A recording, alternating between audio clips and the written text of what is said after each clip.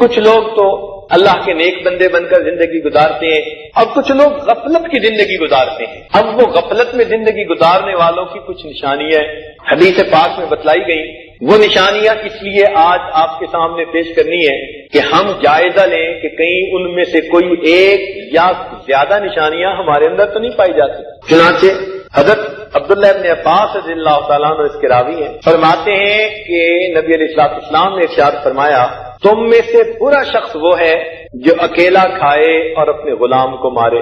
اکیلا کھائے سے کیا مراد؟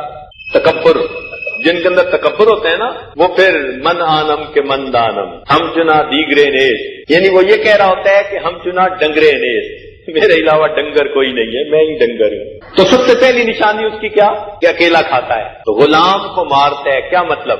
اپنے ماتحتوں پر سخت گیر ہوا کرتا ہے۔ دیکھیں، کام کی حد تک ان سے پاک پرس کرنا شریعت نے اس کی اجازت دی ہے، لیکن معمولی باتوں پہ ہاتھ اٹھا لینا اس کو برا سمجھا گیا ہے۔ کچھ لوگوں کا گھر میں بھی یہی حال ہوتا ہے، ذرا سی بات پہ بس بفر جاتے ہیں، کہتے نہیں بس کیا کرے، دماغ گرم ہے۔ یہ جیسے دماغ گرم ہے نا، ایسے ہی اللہ تعالیٰ اس کی گرمی قیامت کے دن نکالیں گے، اسی لیے اپنے غصے پہ قابو پا لیجیے۔ روایت میں آتا ہے، جس بندے کو کسی بات پر غصہ آیا اور وہ غصہ جائز بھی تھا، لیکن اس نے اللہ کی رضا کے لیے معاف کر دیا، غصے کا گھونٹ بھر لیا، غصے کا ہر گھونٹ پینے کے بدلے اللہ تعالیٰ قیامت کے دن اس کو ایک مرتبہ چہرے کا دیدار عطا کرتا ہے۔ اب جب غصہ آیا کرے تو ہم سوچا کریں کہ غصے کو پورا کرنا بہتر ہے یا اس کو برداشت کر کے قابو کر کے اللہ رب العزت کا دیدار کرنا ہے۔ تو جب آپ اس وقت یہ سوچا کریں گے نا تو غصے پہ قابو پانا آسان ہوگا۔ ویسے بھی حدیث پاک میں آتا ہے، جو انسان جتنا جلدی دوسروں کا عذر قبول کرتا ہوگا،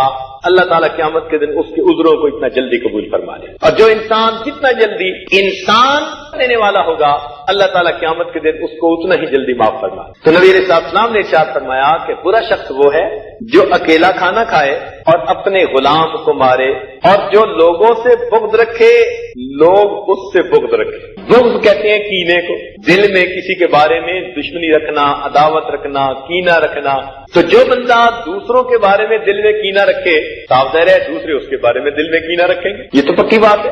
آپ جیسے دوسروں کے بارے میں سوچیں گے ویسے ہی دوسرے آپ کے بارے میں سوچیں گے۔ اسی لیے ایسا عیب ڈھونڈنے والا اور عیبوں کی بات پھیلانے والا، اس کے لیے اللہ نے اسپیشل ٹریٹمنٹ بنائی ہوئی ہے جہنم کے اندر۔ تو وہ آدمی کہ نہ اس سے نیکی کی امید کی جائے، نہ اس کے شر سے کسی کو امن ہو۔ اور ایک نشانی اس کی یہ بھی بتائی، فرمایا کہ کسی کی لغزش سے درگزر نہ کرے اور کسی کی معذرت کو قبول نہ کرے۔ یہ ایک ایسی نشانی ہے جو ہم میں سے بہت سارے لوگوں میں ہوگی۔ ہم میں سے کتنے ہیں جو اپنے گھر کے افراد کی غلطیوں کو جلدی معاف کر دیتے ہیں، رشتہ داروں کی معاف کر دیتے ہیں۔ کئی مرتبہ تو میاں بیوی ایک دوسرے کے ساتھ جنگ، کہنے کو میاں بیوی، اور ایک دوسرے کی غلطیاں تلاش کرنے کے لیے خوردبین فٹ کی ہوتی ہے، مائکروسکوپ زوم کر کے دیکھ رہے ہوتے ہیں۔ وہ کمپیوٹر میں ہوتا ہے نا زوم، چھوٹی سی چیز کو بڑا کر کے دیکھ لو۔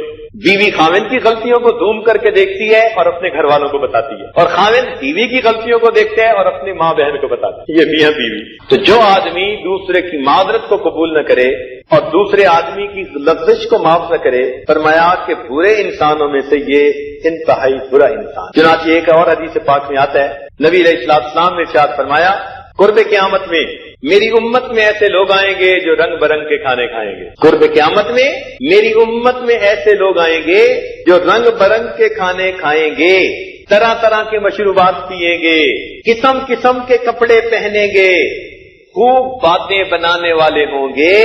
یہ میری امت کے سب سے برے لوگ ہوں گے۔ میری امت میں قرب قیامت میں ایسے لوگ آئیں گے جو رنگ برنگ کے کھانے کھائیں گے، قسم قسم کے مشروبات پیئیں گے اور طرح طرح کے کپڑے پہنیں گے، لیکن اس کے بعد خوب باتیں کریں گے۔ معلوم کیا ہوا کہ اگر یہ نعمتیں ہمیں ملی ہیں تو ہمیں پھر اب عمل کر کے ان نعمتوں کا شکر ادا کرنا چاہیے۔ اگر ہم نعمتیں تو استعمال کر رہے ہیں، شکر ادا نہیں کرتے، فقط باتیں ہی باتیں ہیں، عمل نہیں ہے، تو پھر اس کا مطلب یہ ہوا کہ ہم انتہائی برے انسان۔ اور میرے دوستو، ہم انہی لوگوں میں سے ہیں جن کو اللہ نے من پسند کے کھانے کھانے کی توفیق دی ہے۔ یہ اللہ کا کتنا کرم ہے۔ من مرضی کے لباس پہنتے ہیں، من مرضی کے مشروبات پیتے ہیں۔ اب ہماری ذمہ داری بنتی ہے کہ جس پروردگار نے ہمیں اتنی نعمتیں دی، ہم اس پروردگار کا شکر ادا کریں، نیکی میں اور بڑھ کر کوشش کریں۔ چنانچہ ایک حدیث پاک میں فرمایا گیا کہ جو شخص کسی مسلمان کی مصیبت پر خوش ہوتا ہے اس کو موت نہیں آتی جب تک اللہ تعالیٰ اس مصیبت میں اسے خود شامل فرما دیتے ہیں، داخل فرما۔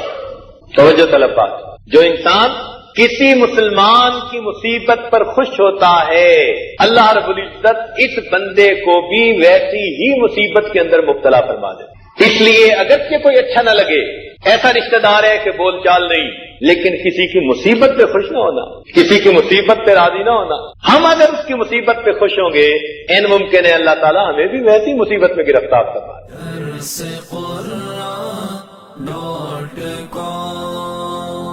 www.darsequran.com